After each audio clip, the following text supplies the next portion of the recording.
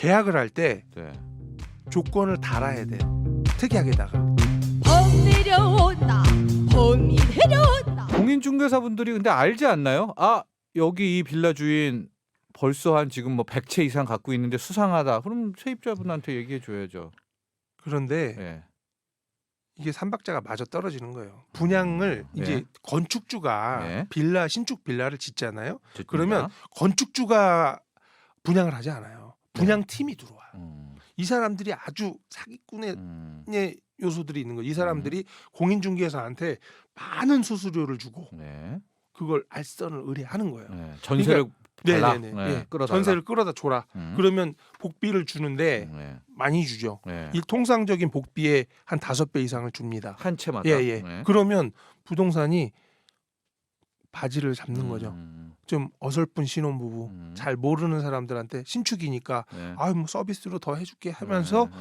이제 밀어 넣는 거예요. 네. 근데 그리고 나서 바로 알게 되는 게 아니기 때문에 문제예요. 그걸 바로 알면 되는데 네. 내가 사기구나, 사기를 당했구나를 알면 되는데 2년이 2년 지나야 후에 알죠. 알게 최소. 되니까 최소. 네. 그때 가서 따진들 아우 부동산도 몰랐다고 하는데 이게 불법이 아니라는 게 문제예요. 이게 법적으로 어떻게 막을 수 있는 방법이 없다는 게 이제 문제인 거죠. 그러니까 실질적으로 들어가는 사람이 주의를 해야 되는데 어떤 점을 우리가 체크해야 돼요? 그럼 체크 포인트. 네. 이 제일 먼저 해야 되는 거는 이 전세 들어갈 때 보증금 보증제도를 이용해서 막을 수가 있어요. 아, 일단 전세 보증보험. 네.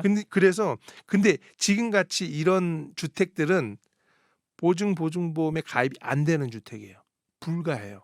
왜냐하면 시세가 1억인데 네. 1억 2천짜리를 보증보험에 가입을 안 해줘요.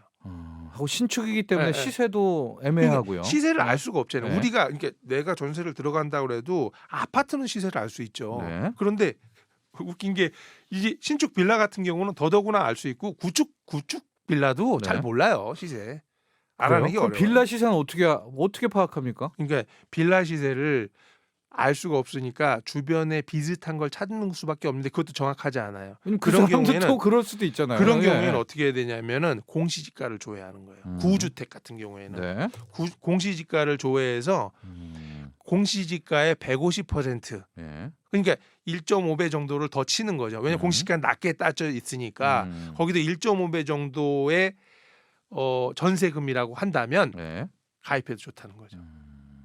공시지가를 그걸 파악해. 네, 왜냐면 공시지가. 그거는 감정 국가에서 한 거니까. 네네. 그러면 그걸 기점으로 거의 삼아서. 시세의 네. 50% 정도가 네. 빌라의 공시지가라고 적정 보시면 돼요. 예, 예, 그럼 예. 150%가 되면 시세의 175% 음. 정도가 된다고 보는 거죠. 네. 요 정도는 안전하다. 이렇게 보는 거죠.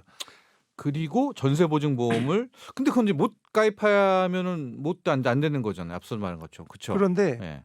가입 기준이 네. 150%이기 때문에 제가 말씀드리는 거예요. 그 가입 물량은 기준은- 가입을 해도 돼요. 그러니까 공시지가 기준으로 150% 정도의 전세 보증금이라면 보증보험에서 가입할 수 있게 돼 있어요. 네. 근데 그보다 낮으면 좋죠. 보험료가 좀 낮아지거든요. 네. 이게 150%가 마지노선이고 네. 한 100%나 80% 정도 되면 아주 잘 이제 보험료가 매우 낮게 돼요. 본인이 안 하고요. 네. 그 우리가 수수료를 주지 않습니까? 복비를. 네, 네. 예, 예. 우리 중개소 공인중개소 사무실에 보증보험 가입 가능한 곳을 소개해 주세요. 그러면 안 돼요? 그렇죠. 네, 일단은 아예. 예. 이제 그렇게 아예 이게 제일 좋은 방법이에요. 네. 그러니까 공인중개사무실에 가서 나는 전세보증보험을 가입하고 싶어요. 네. 이게 가능한 집을 알려주세요. 네. 그런데 공인중개사분이 그런 집을 찾아주기가 어려워요. 지금 왜요? 많지 않아요. 왜요? 일단 많지 않고요. 아, 주택이 많지 않다. 많지 네. 않고 그런 주택을 찾아주세요 했을 경우에 실제 이건 가능하다라고 했는데 가입을 거절당할 가능성이 있어요. 이 요건이 그래요? 좀 까다롭기 때문에 네. 그래서 이제 계약을 할 때 네. 조건을 달아야 돼요. 특약에다가 특약. 나는 네, 나는 특약. 전세보증보험을 가입하니까 이게 안 될 경우에 계약금을 돌려준다든지 네. 뭐 이런 조건을 받아가지고 계약을 하고 나서 그 계약서를 기준으로 전세보증보험에 가입하는 거예요 먼저. 네. 그리고 나서 가입 조건에 이거 부각하는지. 왜냐하면 집주인 같은 경우에는 하세요 괜찮습니다. 아 이거 시세 높은 거고. 네. 근데 실제 봤더니 안 아니라는 된다. 거예요. 근데 네. 이게 웃긴 게 예. 이게 두 가지 방법이 있거든요. 공시지가로 계산하는 방법이 있고 예. 그 다음에 감정평가 금액으로 하는 게 있어요. 근데 음. 집주인 입장에서 네. 전세주자고 감정평가 받아줄 수는 없잖아요.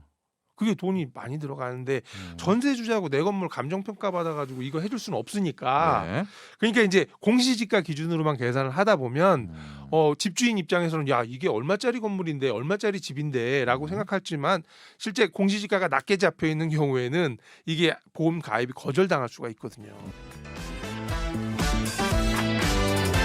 정철진의 목돈 연구소.